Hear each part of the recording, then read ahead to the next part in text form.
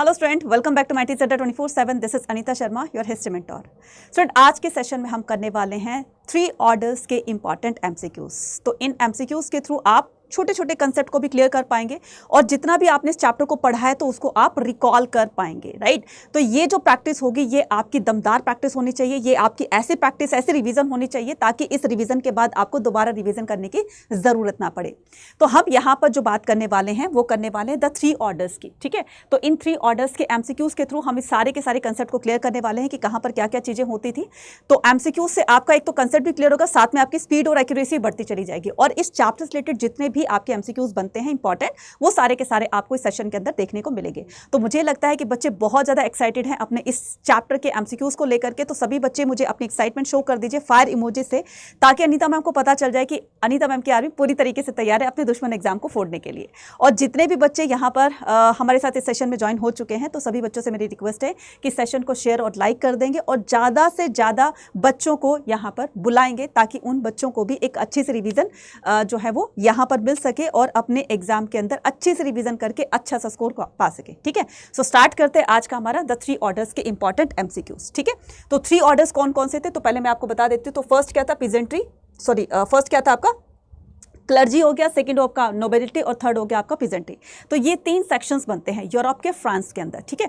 तो यहाँ पर सोसाइटी जब बनी तो सोसाइटी को 3 भागों में बांट दिया गया था। फ्रांस की बात कर रही हूँ, है ना। तो एक जो सबसे पहला होगा क्लर्जी होगा, जिसमें कि सारे के सारे धार्मिक यानी कि जो आपके रिलीजियस माइंडेड पीपल होते हैं वो सेक्शन बना दिया जाएगा उनका। सेकेंड जो होगा वो अभिजात वर्ग हिंदी में जिसको बोला जाता है, यानी कि आपका जो होगा नोबिलिटी होगा, ठीक है, राजाओं वाला होगा, ठीक है, जिनकी डोमिनेंस रहेगी सोसाइटी के ऊपर। थर्ड होगा पीजेंट्री सेक्शन होगा, जो कि राजा के लिए काम करेंगे, है ना। तो इन तीनों सेक्शंस के बारे में हम यहां पर 1 बाय 1 एमसीक्यूज के थ्रू क्लियर करने वाले हैं, ठीक है। चलिए, तो फर्स्ट क्वेश्चन है हमारा फर्स्ट क्वेश्चन क्या है। फर्स्ट क्वेश्चन है कि monk who moved from one place to another preaching to the people and living on charity these monks were known as. देखो कितना सिंपल सा क्वेश्चन है, मुझे लगता है कि इसका कंसेप्ट भी बहुत बहुत सिंपल है। मॉन्क्स हु मूव्ड, उन मॉन्क्स को, मॉन्क्स कौन होते हैं बच्चे, जो साधु सन्यासी वगैरह होते हैं, तो इनको मॉन्क्स कहा जाता है ना, जो रिलीजियस माइंडेड पीपल होते हैं। तो ये जो मॉन्क्स होते थे ये लोगों को धर्म के उपदेश देते हुए एक जगह से दूसरी जगह पर मूव ऑन करते रहते थे, ताकि लोगों को धर्म के बारे में और उनको जीवन कैसे जीना चाहिए इसके बारे में बताते थे, ठीक है। तो प्रीचिंग दिया करते थे, प्रीचिंग का मतलब होता है उपदेश देना, to the people and living from charity. और ये चैरिटी क्या होती है, मतलब जो दान डोनेशन वगैरह दिए जाता है, दान दक्षिणा दी जाती है ना, उनको चैरिटी कहा जाता है। इनकी जो एक दिनचर्या थी, है ना, वो इन्हीं से ही चला करती थी, चैरिटी पर ही लोग इनको डोनेशन वगैरह दिया करते थे। तो उसी फंड से ये अपनी जो भी उनकी नेसेसिटीज होती थी, जरूरतें होती थी, वो उनको पूरा किया करते थे। तो दीज मॉन्क, इन मॉन्क्स को क्या कहा जाता था, मैनर, फ्रायर्स या फिर टिथ या फिर शव्स। तो इसका जो आंसर होगा वो आपको कमेंट सेक्शन के अंदर लिखकर बताना है, ए होगा, बी होगा, सी होगा या फिर डी होगा। तो यहाँ पर बच्चे जो कह रहे हैं कि मैम इसका आंसर ए होगा, जो कि बिल्कुल बिल्कुल बिल्कुल गलत है। कुछ बच्चे डी भी आंसर कर रहे हैं। अरे भाई, मॉन्क्स शव होते थे क्या? मॉन्क कौन होते हैं बच्चा, जो रिलीजियस माइंडेड पीपल होते हैं। तो शव तो होते नहीं थे। शव कौन होते थे, शव तो वो किसानों की कैटेगरी थी। तो इसका जो आंसर होगा वो होगा आपका फ्रायर्स। अब ये फ्रायर्स क्या होता है, इन्हीं जो घूम घूम कर लोगों को धार्मिक उपदेश दिया करते थे, इन्हीं को ही फ्रायर्स कहा जाता है, ठीक है। अब यहाँ पर जो मैनर है, मैनर क्या होता है बच्चा, एक ऐसा ये स्टेट होती है। स्टेट का मतलब समझते हो ना, स्टेट का मतलब समझते हो, जैसे मान लो कोई कॉलोनाइजर है, ठीक है, उसके बाद बहुत सारी लैंड थी, बहुत सारे उसके पास खेत खलियान थे, राइट। अब धीरे धीरे समय के साथ साथ वो खेती वेती तो करी नहीं, तो उसका बहुत सारी ज़मीन जो है वो खाली पड़ी है। अब वो सोचता है कि मुझे ना इसको जो है वो प्लॉट्स में डिस्ट्रीब्यूट कर देना, मतलब प्लॉट्स में उनको कट करके और फिर लोगों को उसको सेल कर देना चाहिए। तो वो क्या करता है, अपनी इस पूरे के पूरे लैंड एरिया से वो छोटे छोटे पीसेज में लोगों को लैंड देता रहता है। मतलब उसके बदले में उसको पैसे तो मिलते हैं, लेकिन वो अपनी जो लैंड होती है उसको सेल कर रहा है, ठीक है। तो जिसको जितने का प्लॉट चाहिए वो तो उतना अपना वो लेकर के, एरिया लेकर के, और वो प्लॉट उसको दे रहा है। तो it's a kind of state, ठीक है, वो पूरा का पूरा उसका स्टेट कहलाता है। तो राजा की जो ये मैनर होते थे, मतलब मैनर जो होती थी वो स्टेट होता था, ठीक है। इसके अंदर एक लॉर्ड रहा करता था कि उसके पास बहुत सारी लैंड थी, है ना, उसका जो भी रेजिडेंशियल एरिया था या जो भी उसका रेजिडेंट था वो यहीं पर होता था। और साथ में इसके चारों तरफ ना बहुत सारे जो विलेजेस हैं, है ना, वो वहाँ पर स्टैब्लिश हो गए थे। तो पर्टिकुलर उस कॉलोनाइजर यानी कि जो लॉर्ड्स होता है, तो जो जहाँ पर रहता है उसको पूरा का पूरा पूरा एरिया पर क्या होता है, अपना कब्जा होता है, ठीक है। अब वो क्या करते हैं, धीरे धीरे सभी लोगों को वहाँ पर अलाउ कर देता है रहने के लिए, क्योंकि वो लोग अब उनके लिए काम करेंगे, तो ये मैनर होता था, ठीक है। अब ये जो टिथ होता है और टाइले होता है, टिथ क्या होता है बच्चे, एक रिलीजियस टैक्स होता है ना। जो लोग जैसे चर्च में जाया करते थे तो उनको एक तरह का टैक्स देना पड़ता था, जिनको टिथ कहा जाता था। और शफ्स होते थे जो कि अनपेड लेबर्स होते थे, है ना, जो लॉर्ड्स के लिए काम करते थे लेकिन उनको पे नहीं किया जाता था, बहुत ही थोड़ा बहुत खाने वाने के लिए दे दिया, दैट्स खत्म, ठीक है। तो इसका जो करेक्ट आंसर होगा वो ये होगा, ठीक है। चलिए नेक्स्ट आता है हमारे पास, क्या नेक्स्ट आता है, we see the rise of the absolute monarchy in Europe in the dash. Monarchy system क्या होता है बच्चा, मोनार्की सिस्टम होता है जब पूरी पावर एक पर्टिकुलर पर्सन के हाथ में होती है। तो पहले हमने चैप्टर में देखा, इससे पहले वाले चैप्टर में, प्रीवियस चैप्टर में, कि जो सीनेटर्स होते थे वो सारी की सारी पावर अपने पास रखते थे, है ना। फिर जब ये आया कौन, गैलीली आया, ठीक है, उसने क्या किया, ये सीनेटर की पावर को खत्म कर दिया, है ना, और उसकी जगह अपने तरीके से सिस्टम को उन्होंने लगाना चाहा। तो धीरे धीरे यहाँ पर सीनेटर्स की जो पावर थी वो खत्म होने लगी। अब वो जो पर्टिकुलर राजा होगा सारी पावर उसके हाथ में होगी, वो जो चाहे मर्जी रूल बनाएगा, जिसको मर्जी वो हटा देगा, है ना। तो ये जो सिलसिला था मोनार्की का मतलब होता है जिस पर्सन के हाथ में सारी पावर होती है, वो मोनार्की सिस्टम, मतलब एक तरीके से एकाधिकार कह सकते हो एक पर्सन का, है ना, तो वो हो सकता है। तो 15 to 16 centuries, 13 to 14 century, 12 to 13 century और 16 to 17 सेंचुरी।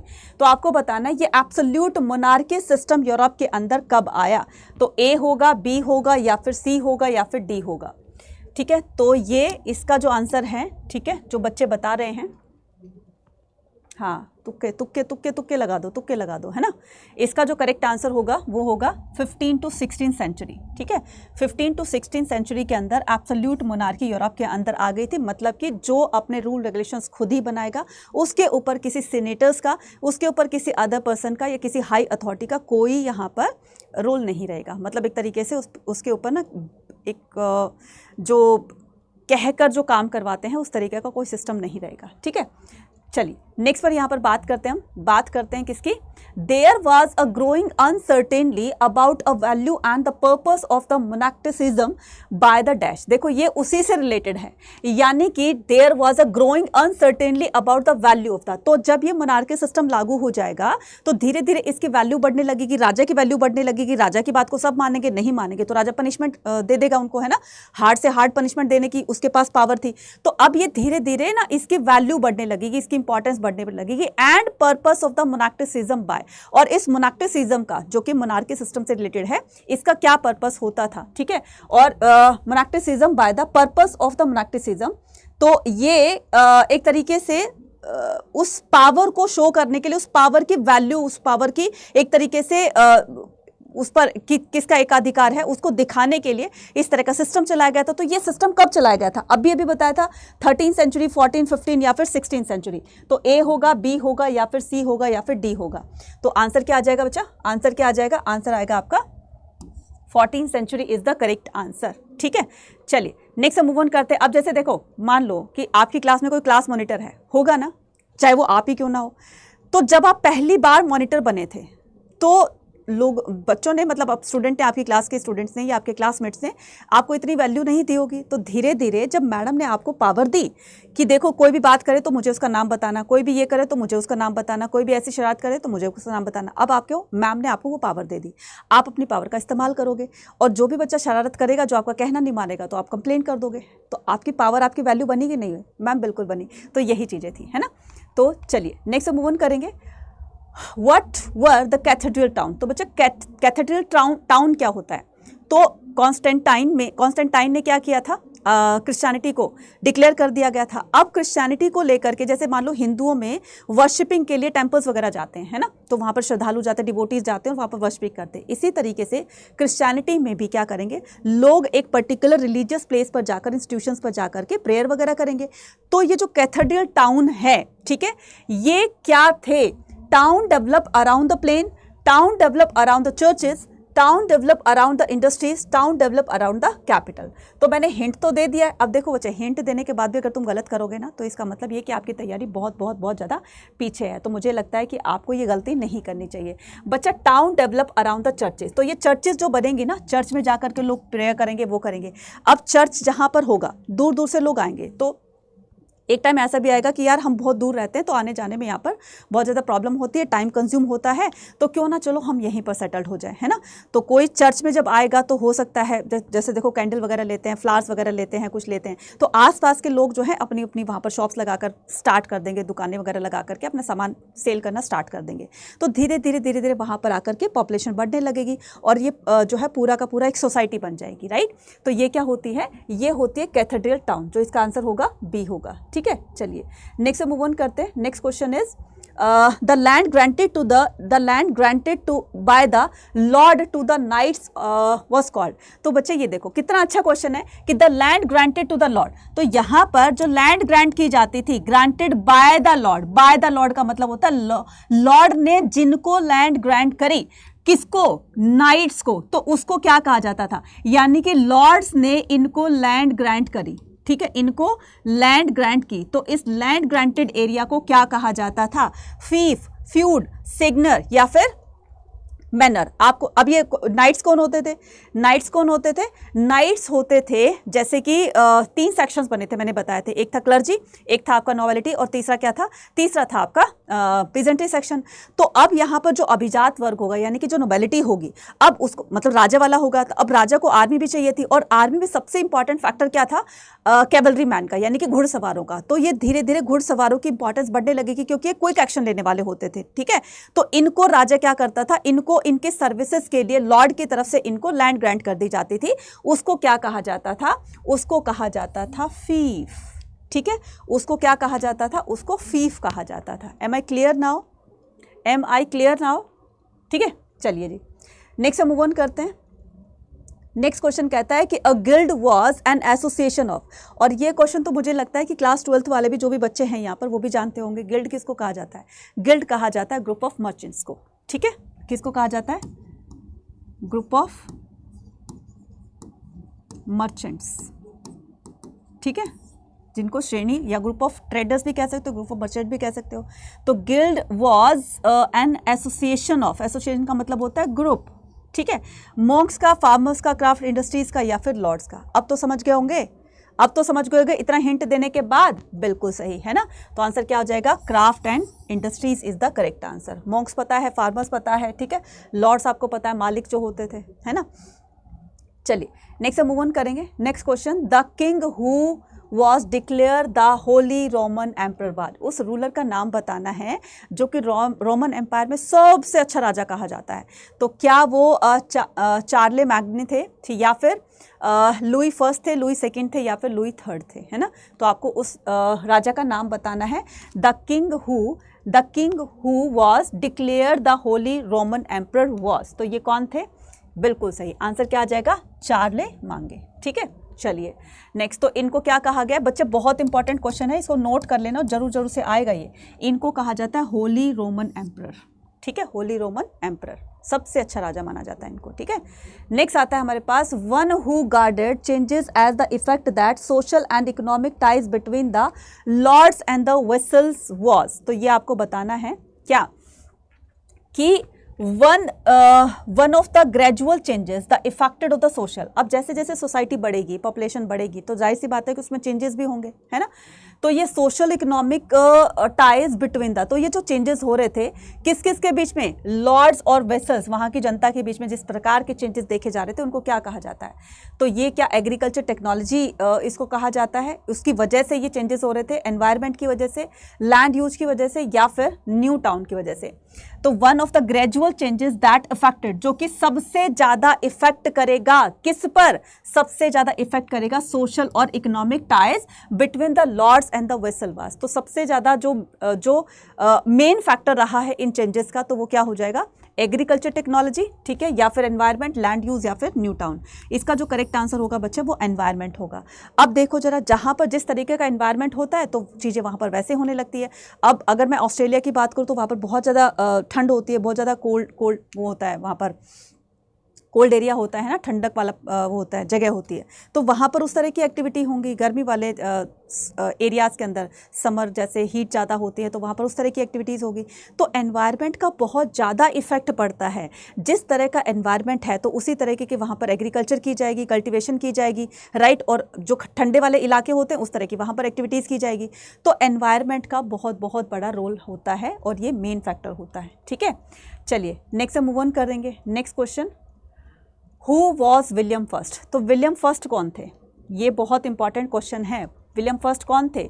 ड्यूक नॉर्मडे, ठीक है, इनको कहा जाता था विलियम फर्स्ट, या फिर ड्यूक ऑफ द एक्सर्टर, या फिर ड्यूक ऑफ द सिमरसेट, या फिर duke of the Darlington.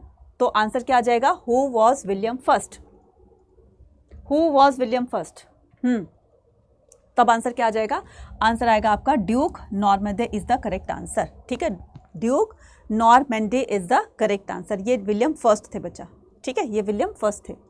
Next आता है हमारे पास क्या? नेक्स्ट आता है कि according to the French priest the basis of the classification. आप देखना बच्चे, आप देखना कि आपके एग्जाम के अंदर जो क्वेश्चन पेपर आएगा ना, इनमें से ही क्वेश्चंस होंगे आपके फाइनल एग्जाम के क्वेश्चन पेपर, हिस्ट्री के क्वेश्चन पेपर में। तो इसलिए इसको कहीं पर नोट कर रहे हो तो नोट कर लीजिएगा, क्योंकि बहुत इंपॉर्टेंट क्वेश्चन है ये। ठीक है, तो यहाँ पर क्लास 11th की हिस्ट्री का मोस्ट इंपॉर्टेंट क्वेश्चन एक और हम यहाँ पर देखते हैं।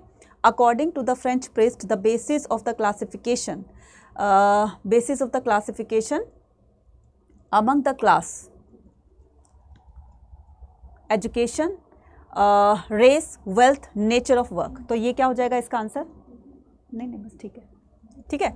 According to the French priest, ये जो फ्रेंच प्रिस्ट होते थे, मतलब फ्रांस के जो प्रिस्ट वगैरह होते थे, हमारे यहाँ पर पंडित वगैरह नहीं कहते हैं, तो वो रिलीजियस माइंडेड पीपल होते हैं। तो according to French priest the basis of the classification among the class. तो ये जो क्लासेस का ये हुआ, कैटेगरीज बनी।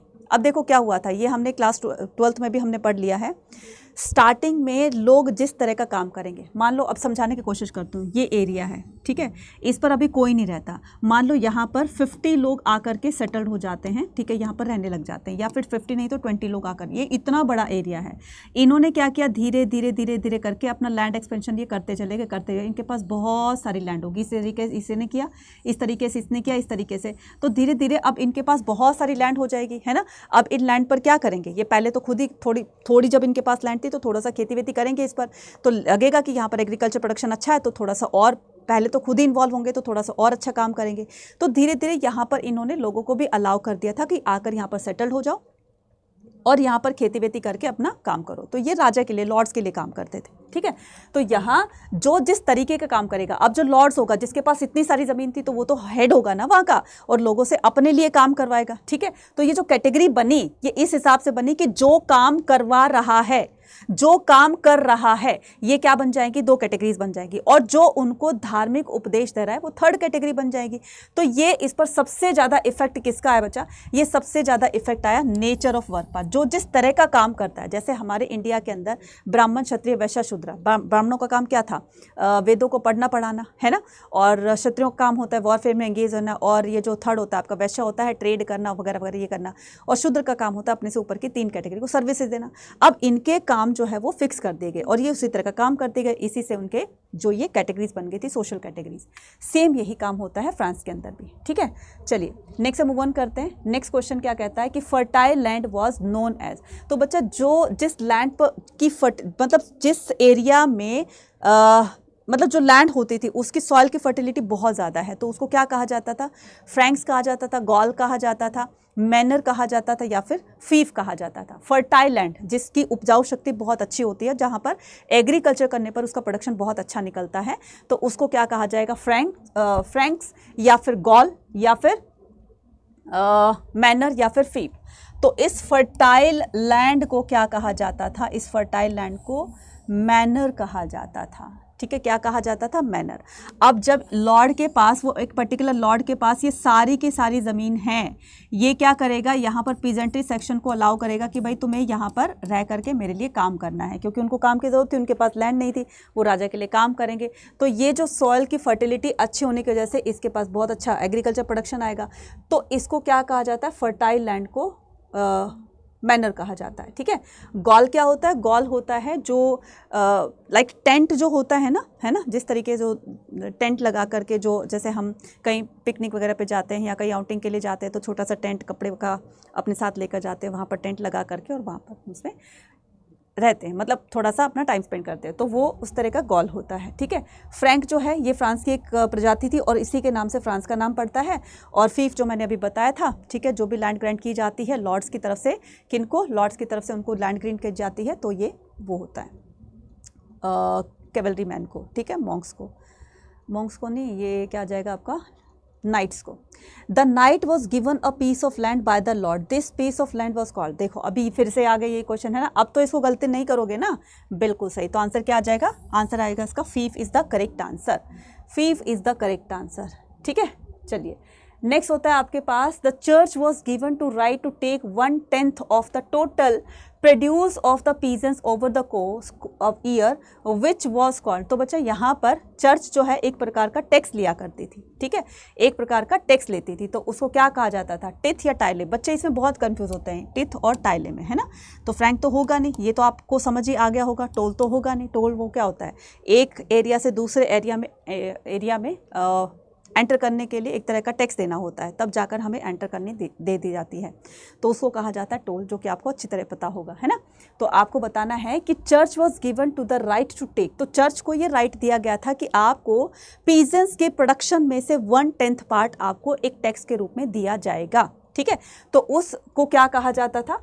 तो उसको टाइले कहा जाता था, टिथ कहा जाता था, बिल्कुल सही, तो उसको टिथ कहा जाता था। ये होता था रिलीजियस टैक्स, ये होता था आपका रिलीजियस टैक्स, ठीक है, और ये होता था आपका स्टेट टैक्स। ये क्या होता था? स्टेट टैक्स होता था, ठीक है बच्चा।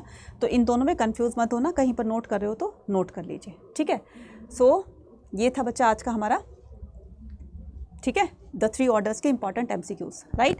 और कैसे लगी आपकी वीडियो? ठीक, आपको ये वीडियो तो मुझे कमेंट सेक्शन में लिखकर बताइएगा। और आपके लिए एक क्वेश्चन और है, क्वेश्चन ये है कि आपको सभी बच्चों को, ठीक है, मुझे बताना है कि 3 कैटेगरीज जो फ्रांस के अंदर डिवाइड हो गई थी, जो अभी हमने जिस 3 ऑर्डर्स की बात करी है, तो 3 कैटेगरी कौन कौन सी थी, ये आपको मुझे कमेंट सेक्शन के अंदर लिखकर बताना है, ठीक है।